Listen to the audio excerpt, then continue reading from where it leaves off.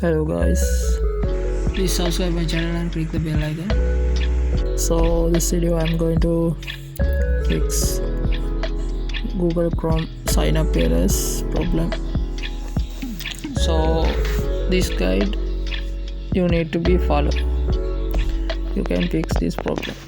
Okay, let's see how to do it. Click your Google Chrome app. Okay, click app info. And so you can see this interface. So click storage.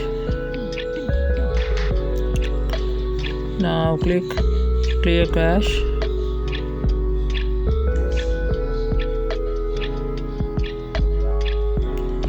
Right, then click manage storage.